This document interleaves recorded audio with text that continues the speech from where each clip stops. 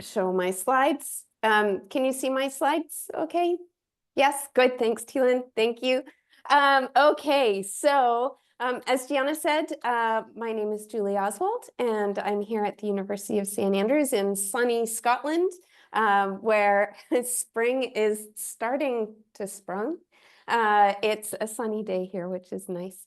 And my research is focused on passive acoustic monitoring and specifically on developing methods for identifying species in acoustic recordings.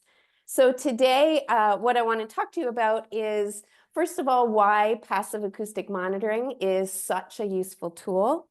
And then I'll talk briefly about a few different of the common types of passive acoustic monitoring methods, and then talk a bit about acoustic species identification. Why do we need tools for species identification, and how are these tools developed? So I think a lot of us here know that traditionally we study marine mammals visually. We go out on small boats, we go out on large boats, we even stand on land and watch the animals to understand what they're doing, how they're interacting, how they're impacted by things that we're doing. So we spend a lot of time watching marine mammals. Unfortunately, marine mammals spend a lot of their time under the water where we can't see them. And even when they are at the surface, they can be really difficult to see. There are actually two dolphins in this photograph, two bottlenose dolphins, and they're really difficult to see. Then when you can see them, they're often splashing around or spending not a lot of time at the surface. So it can be really hard to understand what it is they're doing or even what species it is because we don't get a good look at them. In addition, we can't go out and watch animals when it's dark, when the sea state is really high, when it's raining, or when it's foggy. So visual methods have lots of great advantages, but they can be really limited. Luckily, marine mammals, and particularly dolphins, make a lot of sound. So we can use the sounds that they make to study them. And this is called passive acoustic monitoring, listening to the sounds that animals make and studying them based on those sounds. And there's lots of different ways to go out and listen to dolphins and whales and make recordings of them. Three of the main methods that we used are boat-based methods. So you can go out on a small boat and put a hydrophone or a sound trap in the water. You can go out on a large boat and tow multiple hydrophones behind you. But you can also use remote methods. And this means putting a hydrophone on the seafloor with a recorder and leaving it there for a long period of time. Like this illustration here. This is a harp. This is a hydrophone and recorder that can stay underwater for periods as long as up to a year. We can also put tags on animals, and these tags can have hydrophones and acoustic recorders, and that's a really nice way to collect data on what the animals are doing as well as the sounds that they are making. And I'm going to talk to you about each of these methods briefly now. There are also other methods like gliders or satellite link recorders. There's lots of methods that we use. I don't have time to go into all of them today. I would love to talk to you for the rest of the afternoon, but I think everybody has other things to do. So I'll just talk about these three main methods right now. So boat-based methods can be one of the simplest kinds of methods to use to collect passive acoustic data. You can go out on a small boat with a hydrophone and hold the hydrophone into the water and record the sounds that the hydrophone's detecting using a handheld recorder or even onto a laptop computer. You can also go out on a larger ship and tow an array of hydrophones behind the ship. And if you do that, you have the ability to localize sounds. So if you have more than one hydrophone, you can calculate the direction that the sound is coming from, and that can be really helpful. These boat-based methods allow you to cover relatively large areas. You can travel around a lot and record animals in a lot of different places, but you generally spend a relatively short time period in any one of those places. If you want to spend larger time periods recording animals, it can often be better to use remote methods. And these, remember, are putting a hydrophone and a recorder on the seafloor and leaving it there for a long time period. So some of these remote recorders are very large, like this harp, and they require a large ship and a lot of people to deploy and recover it. Others are much smaller, like the ear or the sound trap that I think some people here are familiar with. These can be deployed by a diver or a snorkeler, or even just thrown over the side of the boat. So these are much easier to deploy, but because they're smaller, they have a shorter battery life and less storage space, so you can't leave them out for quite as long. So all of these are limited by storage space, how much data you can store on the instrument, and how long the batteries will last. And one of the ways you can deal with this and extend your lifetime of your recorder is by duty cycling recordings.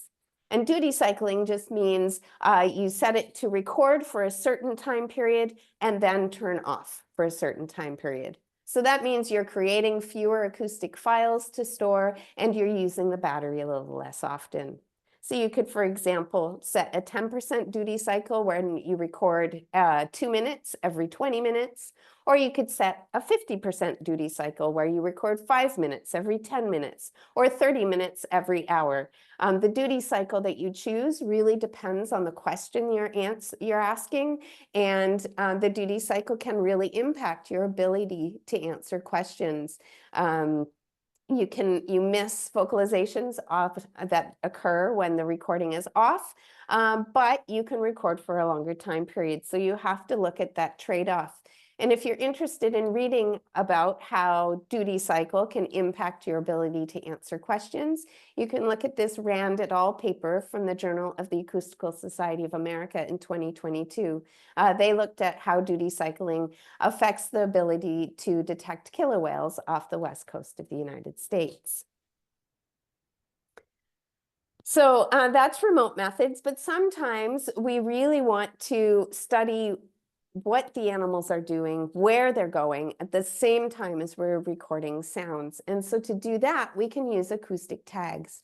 These are tags that are attached to animals, usually with suction cups, and they record sound at the same time as recording other data, like the location of the animal, the orientation, whether it's pointing up, down, or sideways, how deep the animal is, or how fast it's going. So you can record a lot of information about what the animal's doing at the same time as recording the sounds that they're making. One of the really common tags that we use to do this is called the D tag. These are photographs of the D tag. They're not very big, especially if you're putting them on a large whale. You can see the 4 suction cups here. And this is how we attach the tags to the whales. You go out in a small boat and you use a very long pole, get close enough to the animal and place the tag on the animal's back. Of course, this photograph was taken in perfect conditions on a wonderful tagging experience. It doesn't always look like that, but this is what we always hope for. And here's a picture of a tag on the back of a humpback whale. So these tags can stay on for usually hours at a time. Getting them on for days at a time can be difficult. So they give you a short snapshot of what the animals are doing. So these are some of the most common methods used to study animals acoustically, and using PAM can really teach us a lot about the animals we're studying. We can look at where and when different species occur, how long they spend in those locations, and whether they move around and use large areas or small areas.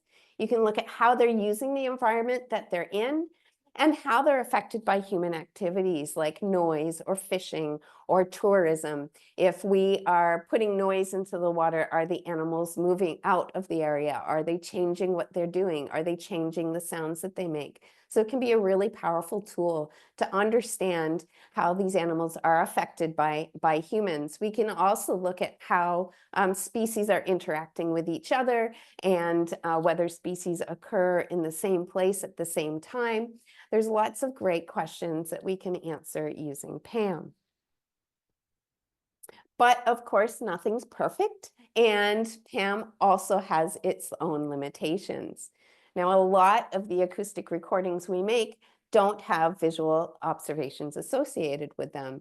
This is because maybe it's dark or maybe it's foggy, all of those reasons I talked about before, but also the remote methods that I mentioned where you leave a recorder on the seafloor, you leave it and you go away and you don't know what animals are in the area because you're not there. So because these recordings don't have visual observations, there's a lot of things that we don't know. For example, we don't know exactly where the animals are. Sound travels really well underwater and can travel for really long distances. So the animals you're listening to may be right beside the recorder, or they may be a few miles away. Like I said earlier, if you have more than one hydrophone, you can localize on a sound, and that can make it a little bit easier to understand where the animals are, but also a lot more complex to analyze the data. Another thing we don't know is how many animals are there. So if you're hearing a lot of sound, you don't know if that's a lot of dolphins whistling or just a few dolphins whistling a lot. And at the same time, if you're not hearing any sound at all, that doesn't necessarily mean there are no animals there. They just might be quiet. They aren't producing sound all the time. So it can be really difficult to know what you're dealing with. There's quite a lot of research right now going on to try and understand whether we can associate the number of sounds with the number of animals, but it's a really difficult problem because it depends on species and it depends on behavior, it depends on location. There's so many things it depends on. It's a very tough nut to crack. But one day, hopefully we'll get there. The other big unknown is often what species are producing the sounds. Some species produce sounds that are really distinctive, like sperm whales produce clicking sounds that are quite easy to recognize as sperm whales. Blue whales produce really low frequency sounds that are very characteristic of blue whales.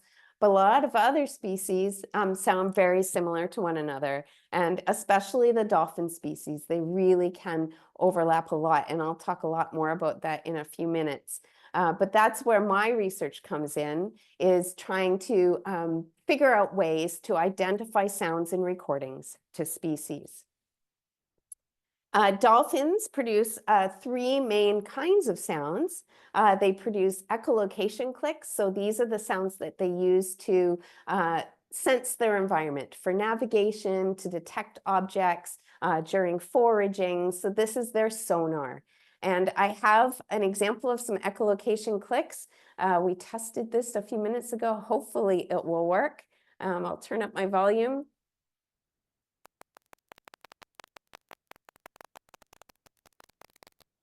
Were you able to hear that? Hopefully. Yes, yay! Okay, so those are some echolocation clicks produced by common dolphins.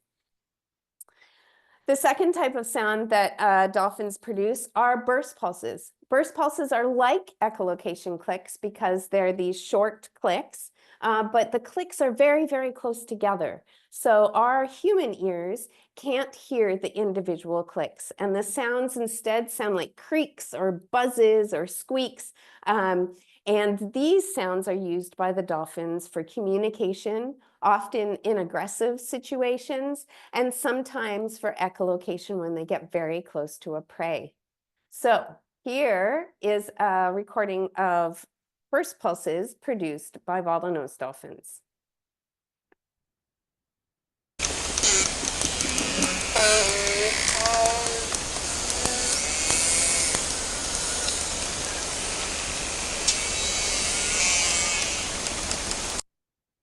So that was a pretty big group of bottlenose dolphins, all producing burst pulses.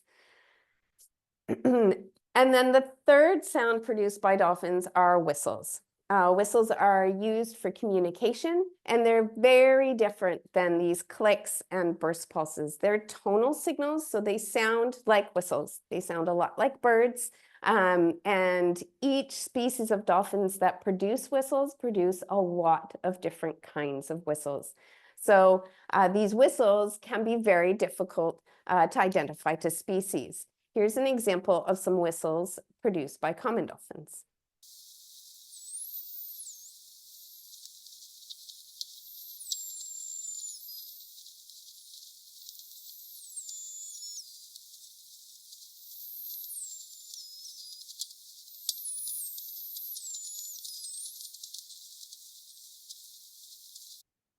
So the whistles are quite high-pitched, so either that hurt your ears or you couldn't hear it because they're too high frequency. But those are the three types of sounds produced by dolphins.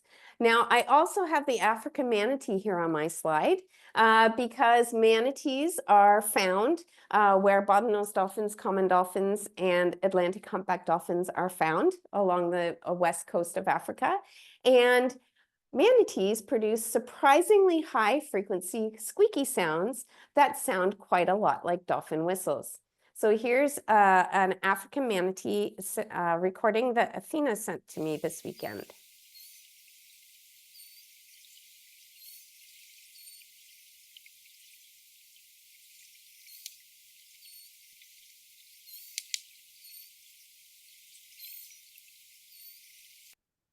So quite squeaky, quite high frequency. So they could be easily mistaken as dolphin whistles, particularly if you're not super familiar with these species.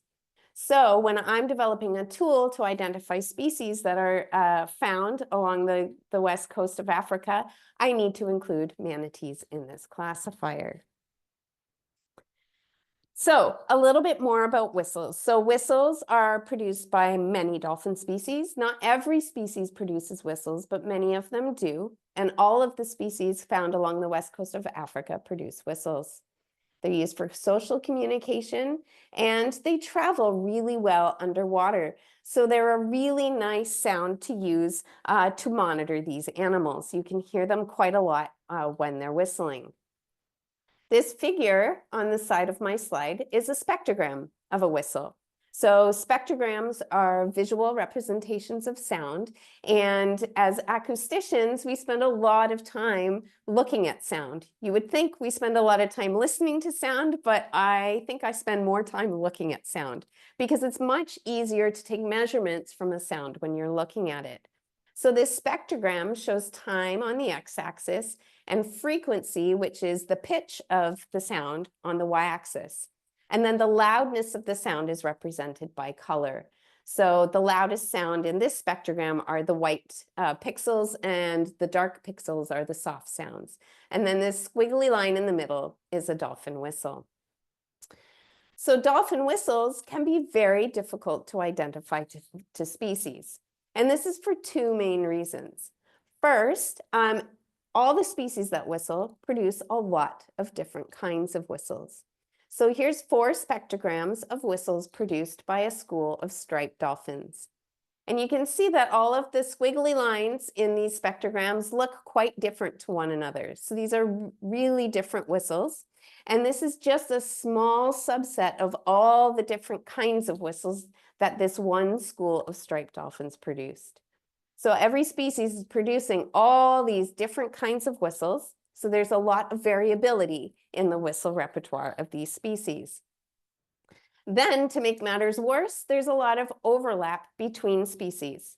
So this top spectrogram is a whistle recorded from a spinner dolphin, and the bottom spectrogram is a whistle recorded from a rough-toothed dolphin.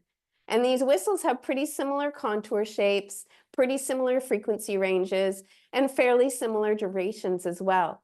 So if I looked at these or listened to these whistles without knowing, I'd have a very difficult time saying what species produced the whistle.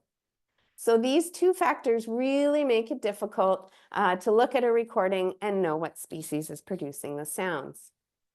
And so we need to turn to AI and statistical classifiers.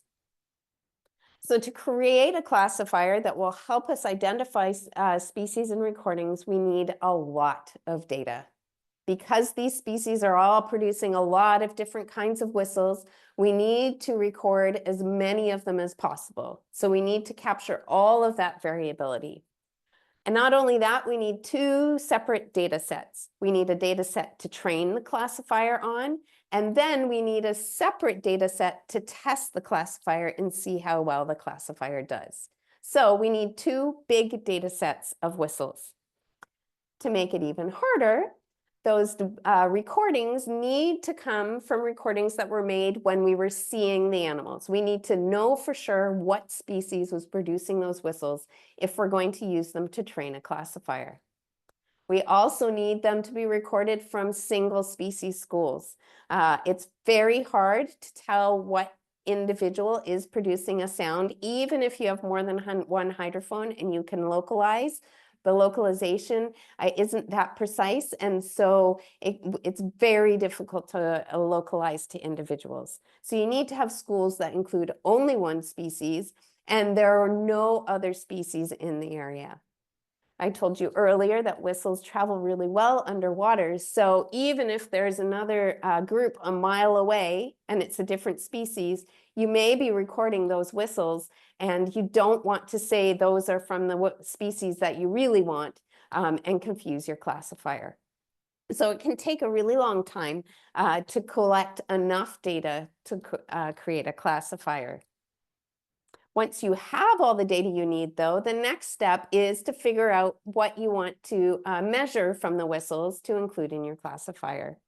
So this figure is a spectrogram of a bottlenose dolphin whistle and shows some of the variables that we measure to include in classifiers. Things like the frequency at the beginning of the whistle and the end of the whistle, the highest frequency and lowest frequency of the whistle, how long the whistle is, the number of inflection points, which is a change from positive to negative or negative to positive slope. Anything that we can think of to capture the frequency, content, and shape of the whistle are variables that we like to include. So you need to measure those variables from your very large data set of whistles, and then you use those variables as input to your classifier. And there's lots of different classification methods that can be used, things like discriminant function analysis or neural networks, hidden Markov models, random forest analysis. There's a long list of them, and artificial intelligence is the big sexy thing right now. It's getting lots of attention, and so there's a lot of big data models out there right now working on species identification. And I'm not going to go into that right now, exactly how the classifiers work, but I will tell you that the end result is then a tool that you can use to analyze your recordings. And so the work I'm doing together with CCAHD is to create a new classifier that will go into my classification software, which is called RACA. RACA stands for Real-Time Odontocetes Call Classification Algorithm, and it is a module in PAMGuard. PAMGuard is a big software platform that's freely available, so you can download it for free at the PAMGuard website. And this is a big platform that you can use for passive acoustic monitoring, for looking at spectrograms, for localizing sounds, for mapping sounds. There's all sorts of things you can do with PAMGuard. And one of those things is RACA. You can use PAMGuard to identify species. RACA currently includes a number of classifiers. One of the things about classification is that you need to create classifiers that are specific for the area they'll be used in. And this is because there are different species that occur in the different areas, and also an individual species sounds different in different locations. So bottlenose dolphins in Scotland sound different to bottlenose dolphins in Africa. So we need different classifiers for this different areas. So currently, RACA contains classifiers for the temperate and tropical Pacific, the Northwest Atlantic, and the Northeast Atlantic and the North Sea. We're currently working on classifiers for Micronesia, the Southwest Atlantic, the Mediterranean, and the coast of West Africa.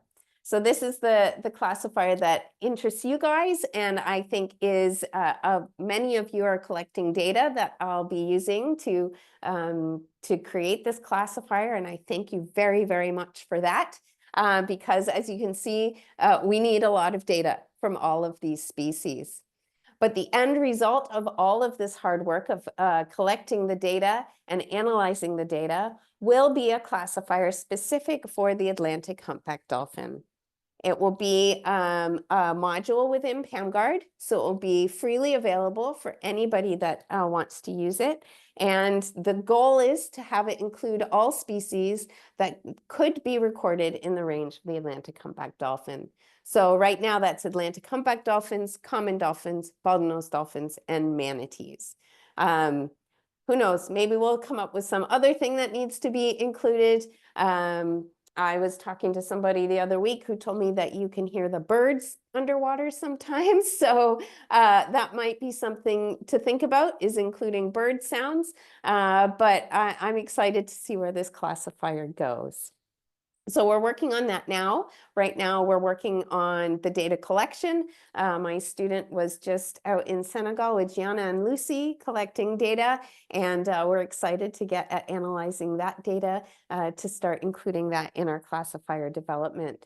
And if you want to read a little bit more about this collaboration that we have for passive acoustic monitoring, not only creating the classifier, but also putting out acoustic recorders to monitor for Atlantic humpback dolphins, do check out this blog post that is on the CCAHD website. And also, I wanted to make you aware of this great resource. This Exploring Animal Behavior Through Sound is a free open source book. So you can go to this website and you can download the PDF of the book for free. This book has chapters on equipment, acoustic terminology and signal processing, sound propagation, data analysis, and a chapter on detection and classification. So it's a really nice resource if you're interested in learning more. Volume 2 is coming out very soon. It's set to be published in April. And this will include chapters more biology of the sound production, sound sensing and usage for a variety of taxa, not just marine, but also terrestrial. So this is a really lovely open source resource for you guys. And I think that's all I've got for now. So maybe I'll hand things back over to Gianna before I take questions. I think we have the survey to do. Is that right? Okay, great. Thank you so much, Julie. Merci, Julie. Right now, we need to give our interpreter a short break. Il faut donner une petite pause à notre interprète. Elle a travaillé beaucoup pendant les dernières. So, Angela, it's okay. You take your break. I'll give these brief instructions in both languages, okay? Donc, nous avons un petit quiz. We have a little questionnaire that we'd like to ask all of you to take. I'm going to paste the link in the chat for you. So the first link will be in English. It's a Google form, and it's intended mostly for our CCAHD partners in Atlantic humpback dolphin range countries. Donc, je vais coller maintenant la version française. C'est un Google Form qui nous va permettre d'avoir votre input, votre idée sur la possibilité de faire des recherches sur acoustique dans votre zone, votre zone d'étude. If you are not a CCAHD member, if you are not working within the range of the Atlantic humpback dolphin, you are welcome to take the quiz. We'd still love to have your input. But really the main aim is for us to better understand the needs of our range country partners and whether or not they think there's a possibility of doing acoustic work in their region. So we're going to give everybody 5 or 10 minutes to take that online quiz, survey, and give our interpreter a little bit of a break. On va prendre encore 5 à 10 minutes pour vous permettre de finir le questionnaire et ça donnera une petite pause à notre interprète. Et après de ça, on peut poser des questions et avoir un peu de discussion. After you've finished completing the survey, we will have an opportunity for some discussion and questions, and Angel, our interpreter, will be able to make sure that that is accessible to both our French-speaking and English-speaking participants today.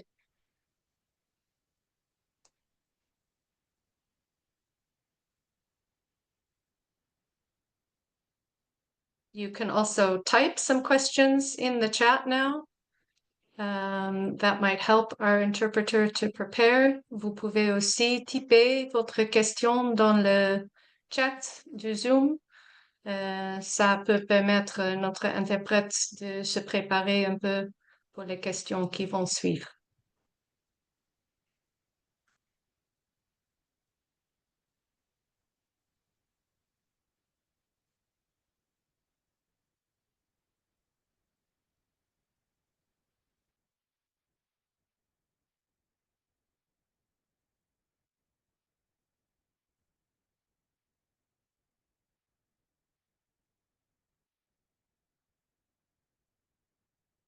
My colleague Cedric has just calculated that more than 90% of the participants today are from our range countries. Donc, on peut voir que 90% des participants aujourd'hui viennent de l'aire de répartition de le Dauphin-Abos de l'Atlantique. Donc, ça, c'est vraiment fantastique. Merci Cédric pour avoir calculé ça.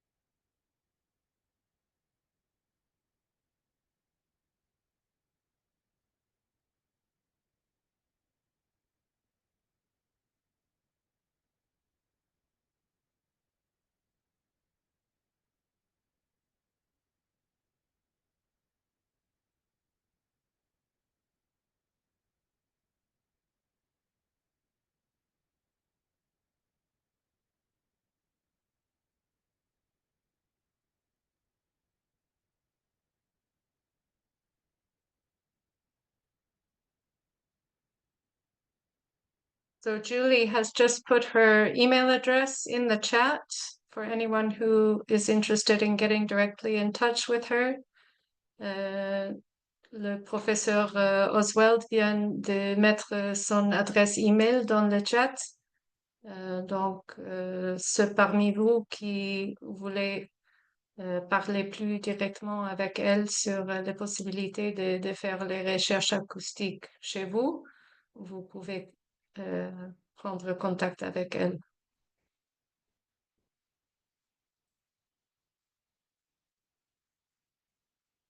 Could people please give a thumbs up if they have been able to complete the survey and they are ready to continue?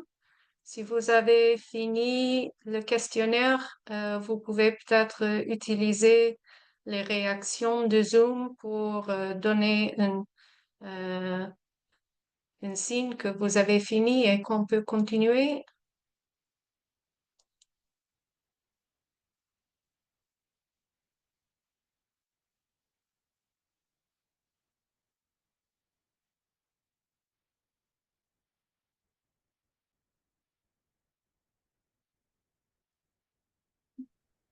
Quant à moi, je viens d'arriver plus tard. Je viens d'arriver tard. Je n'ai pas bien compris ce qui concerne du questionnaire. Ah oui. Je vais mettre le lien dans le chat encore. Ça, c'est pour la version française. Si vous souhaitez, ça me Oui, fera du plaisir. oui, je viens de le faire. Donc, si vous regardez dans le chat, vous voyez le lien.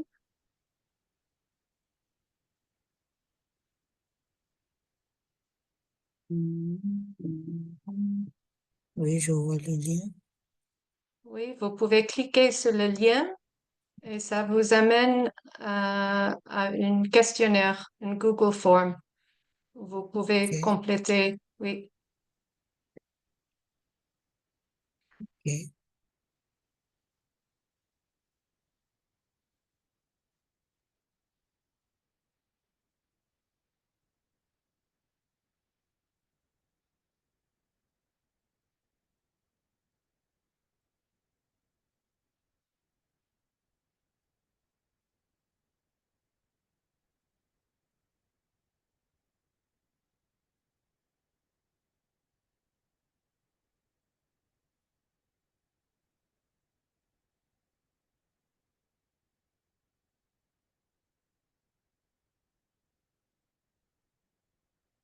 I will put the English link in the chat again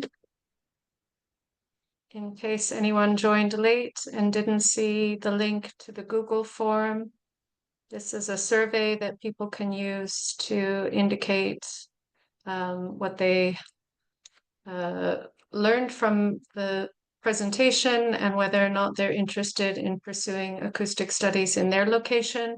We're also asking for feedback, people's ideas on the next CCAHD webinar, what kinds of topics they would like to see covered in future webinars.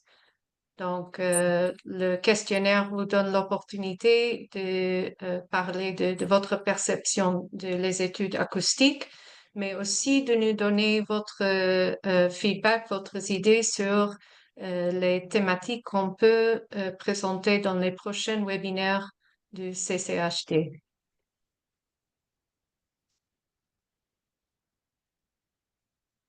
Okay. I think that Angel is ready to start again. She's working from her phone now, apparently, so I hope that's going to be okay. Angel, you can hear me, and are you ready to go?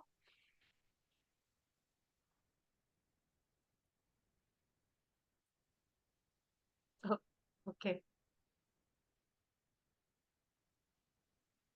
No problem.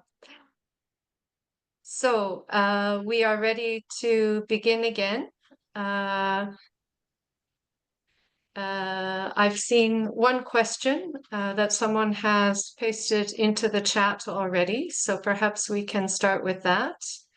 Actually, two questions from Jordan Ramcharitab. The first question is, are there any remote recorders out there that capture visual and audio data to overcome one of the limitations of remote recorders where a species is not seen? Julie, is that something you can address? Yeah, sure. That's a great question and would be a great thing to have. There have been some people who have tried to do that, but Already done this. it's a difficult engineering feat to be able to join the acoustic and visual data together. And also cameras, their field of view is quite narrow and they often can't see very far because the water is murky or it's dark. If the hydrophone is down at depth, it's dark and the animals can be quite far away. So a camera could be helpful if an animal is very close, but if they're far away, then it's really difficult, but it would be a very cool thing to have. And the second question, also from Jordan, is, are there presently any recorders that can only record when a cetacean sound is heard in order to reduce the massive amounts of data collected and to simplify analysis? Another great question. And yes, that capability does exist. So a lot of the recorders that are out there, you can set them on a duty cycle, or you could set them to trigger when a sound of a certain frequency is heard at a certain loudness. So if a sound is heard that's loud enough, a recording will start. And you can set how long it will record for once it hears a sound. So that does exist in some of those remote recorders. Great. It would be wonderful to have some questions or thoughts from anyone else in the audience. Perhaps you can use the React button at the bottom of your screen to raise your hand, and we can invite you to contribute to the discussion or ask a question. I see another question in the chat. Please, go ahead. Yeah, so the question is, do you suggest the type of classifier? Is there a big difference in the performance between classifiers? I'm using Kaleidoscope Pro to detect African manatee vocalizations, but I think it's missing a lot. Yeah, that's a great question. So that it's also a really hard one to answer. So the performance of a classifier depends a lot on the species that you want to use it for, but also on the quality of the recording, what other noises are in the recording, how loud the sounds are, and what kind of data set the classifier was trained on. It's possible to train a classifier to do really, really, really well on one data set you give it, but then it logs on to the characteristics in that one data set. And then as soon as you give it a new data set with different noises, different characteristics of the background noise, then it doesn't do so well. So you have to work really hard to get the right variables and a large training data set. And then in our work, I found that really which classifier you use, the performance doesn't actually change as much as you think it might. I have a student right now who is working on our UK classifier, and he's used a random forest, but also a neural network, and both of those are producing really similar results. So the kaleidoscope issue, I haven't used kaleidoscope very much, but I know there's lots of settings in a lot of classifiers, and you need to really play a lot with the settings, and you need to change the settings depending on the recording. Even recordings from the same location on a different day, if the weather is different, or there's lots of boats around, or the animals are further away, you may need different settings. So it's always good to double check and ground truth the classifier or the detector that you're using.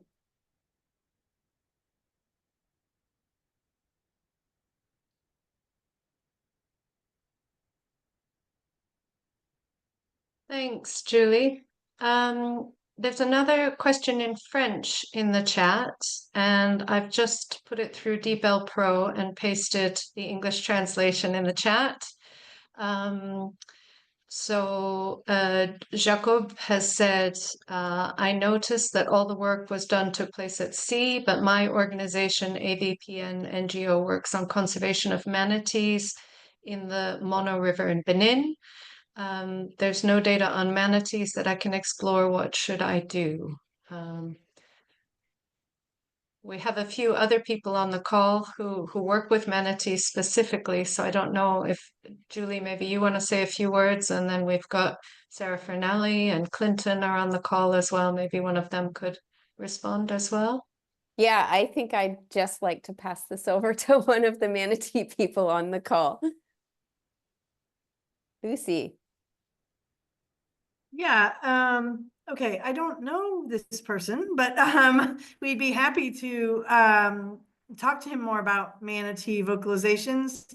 Wonder if he works with Josea. I don't know, but yeah, I mean, we're working with Dr. Athena Reisick and Dr. Beth Brady, who are doing the analysis of the manatee vocalizations.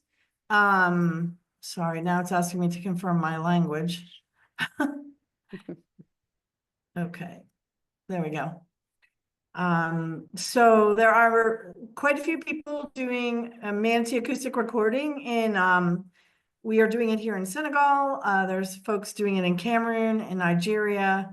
And Lucas is now starting, I think, to do some in Congo. So there are people doing manatee recordings. And in fact, we plan to start a African Manatee Regional Alliance in the next few months. We're going to have an acoustics group in that. So for anyone interested in manatee acoustics, we can add your name to the list and encourage you to join that group where we'll be discussing more projects with African manatees.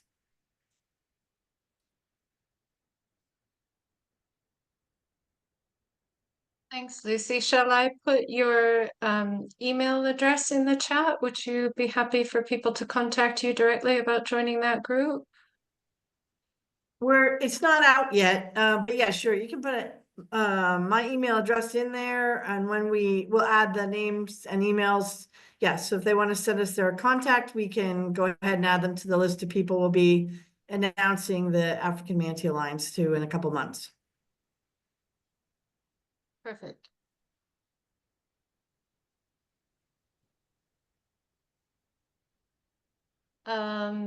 There's another question in the chat from Natalie Morales. It says, thanks, Dr. Julie. The little work I've done in acoustics, the discrimination of some sounds, especially pulses sounds, remains complex. Do you have any recommendations for bibliography or platforms that allow more accurate identification of these sounds?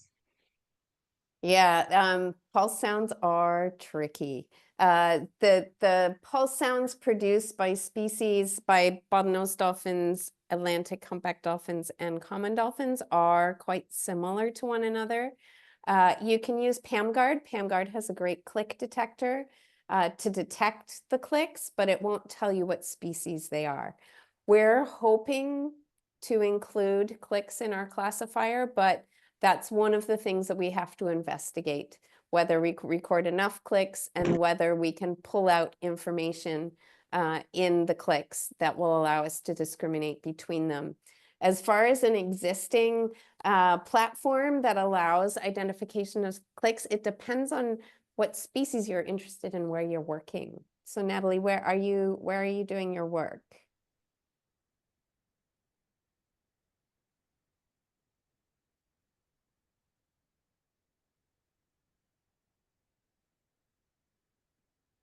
Well, Natalie, if you want to type into the chat where you're doing your work, I can try and think if I can think of a tool. Otherwise, if you want to get in touch with me and talk about this more, I'd be more than happy to do that.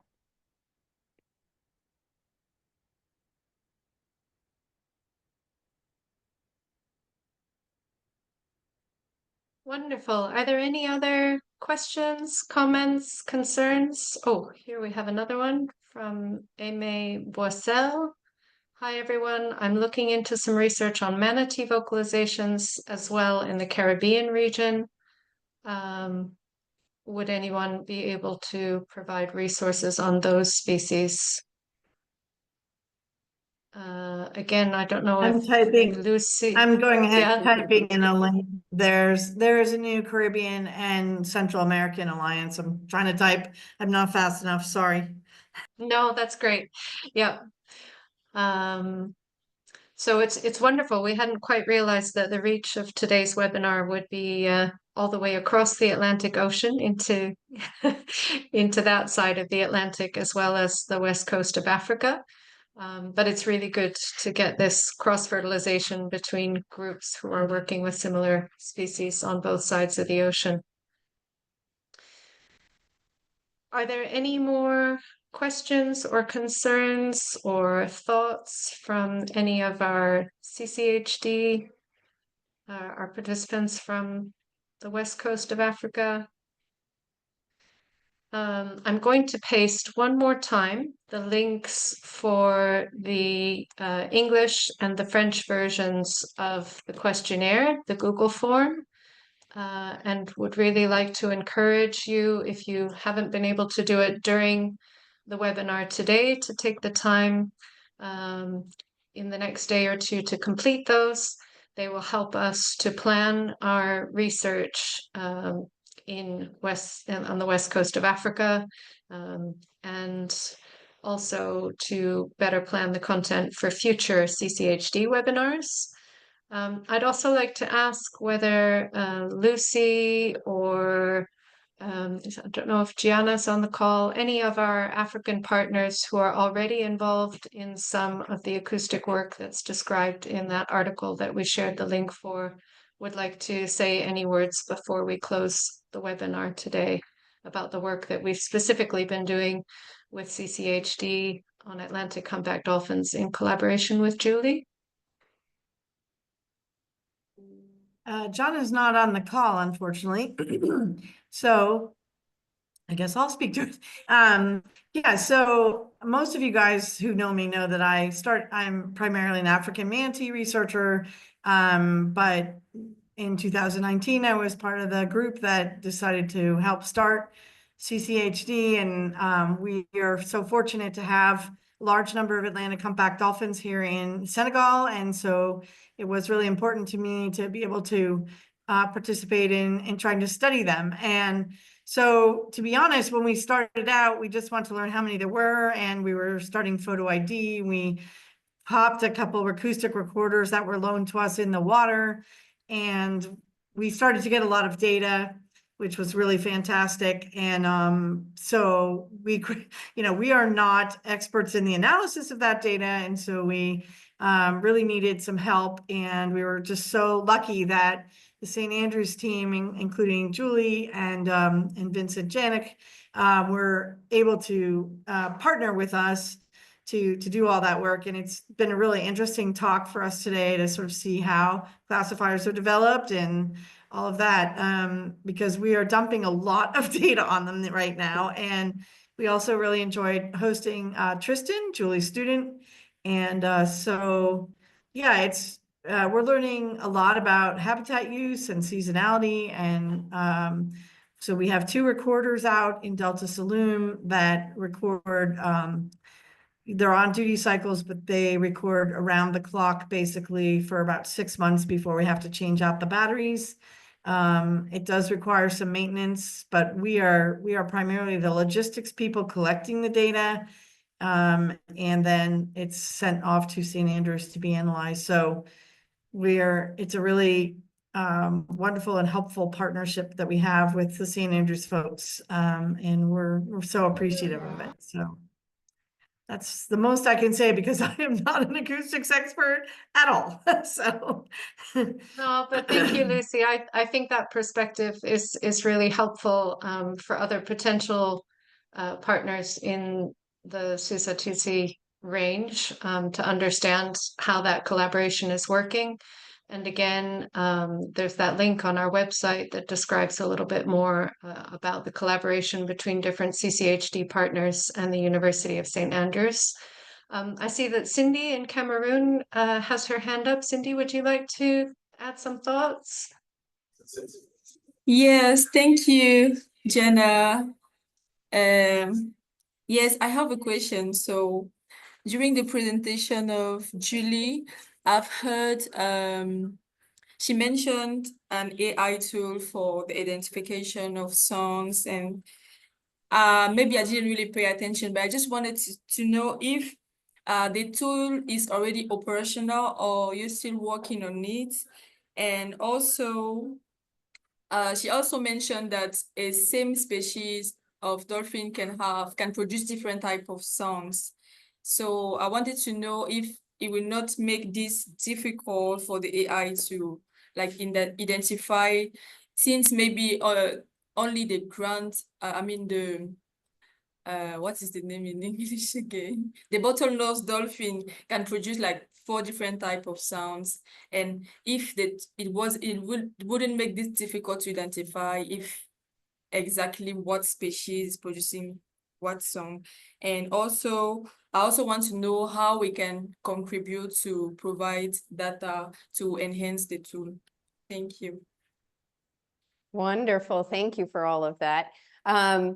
So first of all, the tool that I mentioned is Raka. It's a classifier module within PAMGuard. PAMGuard is open source software. I can put the website in the chat here in a minute so that you can go and take a look at PAMGuard. When you download PAMGuard, you also get Raka. So the classifiers in Raka are for other locations at the moment, the tropical Pacific and the Northeast and Northwest Atlantic.